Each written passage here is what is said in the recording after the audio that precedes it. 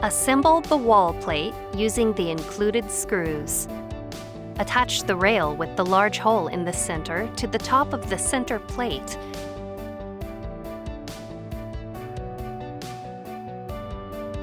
Then attach the other rail to the bottom of the center plate.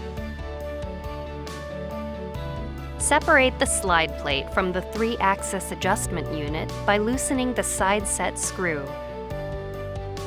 removing the 2 large screws, and sliding the plate off. Attach the plate to the top of the projector using the 4 included screws.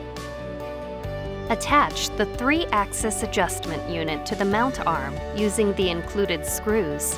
For images less than 80 inches, attach the axis in position 1. For images 80 inches or larger, attach the axis in position 2.